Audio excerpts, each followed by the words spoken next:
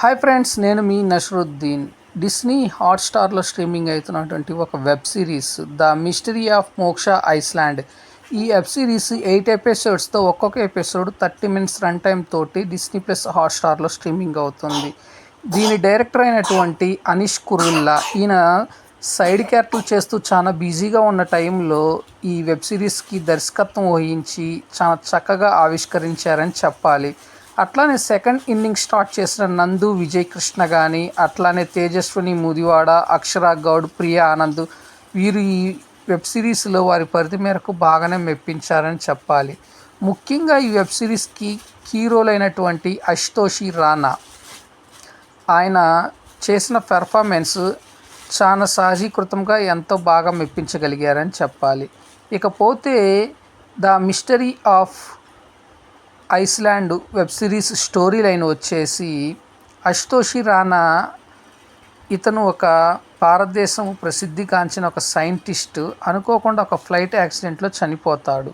So తను చనిపోయినాక తన ఆస్తి 24,000 కోట్ల రూపాయలు తన కుటుంబ సభ్యులకు సమానంగా పంచాలి అని ఒక కండిషన్ రాస్తాడు. బట్ అందులో తన ఫ్యామిలీ మెంబర్స్ ఎవరెవరైతే ఉన్నారో వారికి సమానమైన వాటా రావాలి అంటే ఆస్తి పంపకాలలో భాగంగా వారందరూ కలిసి ఒక ఐస్లాండ్లో ఒక 7 రోజుల పాటు జీవించాలి అని వీలునామాలో రాస్తాడనమాట.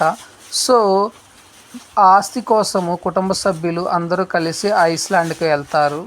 వెళ్ళి ఆ 7 days వారు ఏం చేశారు, ఆ చేసేసే ప్రాసెస్లో ఒక్కొక్కరు ఎందుకు మిస్ అయ్యారు, మిస్ అయిన వారు ఒక్కొక్కరుగా ఎలా చనిపోయారు అనేదే ఈ వెబ్ సిరీస్ స్టోరీ లైన్. సహజంగా డైరెక్టరు కొన్ని సినిమాలను ఇన్స్పిరేషన్గా తీసుకొని వెబ్ సిరీస్ చిత్రీకరించాడేమో అనేలా అనిపిస్తుంది. ఎందుకంటే తెలుగులో వచ్చినటువంటి బిచ్చగాడు 2 కానీ, అలానే ఇస్మార్ట్ శంకర్ కానీ, ఈ రెండు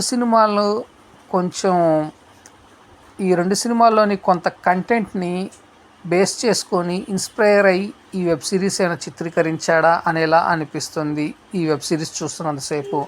అలానే వెబ్ సిరీస్ ప్రొడక్షన్ వాల్యూస్లో పరంగా చూసుకున్నట్లయితే మెచ్చుకొని తీరాలి. ఎందుకంటే వెబ్ సిరీస్ మొత్తం ఆల్మోస్ట్ 4 అవర్స్లో 3.5 hours ఒక ఐస్లాండ్లోని ఒకే లొకేషన్లో చిత్రీకరించడం, అది కూడా రిపీటెడ్ సీన్స్ రాకుండా చాలా చక్కగా ఆవిష్కరించాడు. అలానే ముఖ్యంగా బీచ్లో జరిగే సన్నివేశాలు చాలా బాగా చిత్రీకరించారు. ఇకపోతే ఈ వెబ్ సిరీస్ ఫ్యామిలీతో కలిసి చూడవచ్చా అంటే చూడలేము. ఎందుకంటే ముఖ్యంగా ప్రియా ఆనంద్ యొక్క ఎక్స్పోజింగ్ సన్నివేశాలు కానీ, లిప్ టు లిప్స్ సన్నివేశాలు కానీ కొంచెం హెవీ ఓవర్ డోస్లో ఉండటంతో ఫ్యామిలీతో కలిసి చూడలేము. ఇకపోతే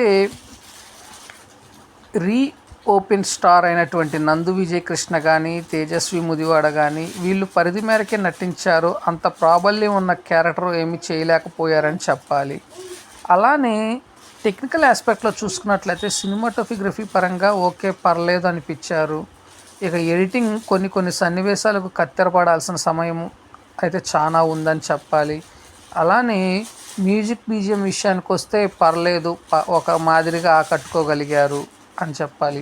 ఇకపోతే ఈ సినిమా ఈ వెబ్ సిరీస్ ఫైనల్గా అయితే ఓటీటీ కాబట్టి 1 time వాచబుల్.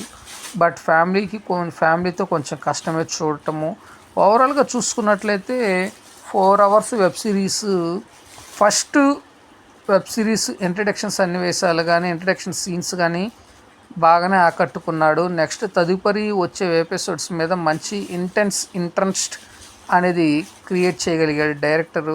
కానీ ఎంతైతే ఎక్స్పెక్ట్ చేసామో అంతలోనే ఆ 2nd, 3rd, 4, 5 ఎపిసోడ్స్ బాగా నిరుత్సాహాన్ని ఇస్తాయి. ఆ తదనంతరము 6, 7, 8 ఎపిసోడ్స్ కొంతమేర పర్లేదు అనేలా అనిపిస్తుంది. సో ఫ్రెండ్స్, మీ అందరికీ టైం ఉండి ఓపిక ఉంటే ఈ వెబ్ సిరీస్ని అయితే ఒకసారి చూడవచ్చు. ఓకే. సో ఫ్రెండ్స్, నేను ఇచ్చిన రివ్యూ అనేది మీకు నచ్చినట్లయితే నా ఛానల్ సబ్స్క్రైబ్ చేసుకోండి. నా ఛానల్ పేరు వచ్చేసి TSM బ్లాగ్. Thank you. నేను మీ నషరుద్దీన్.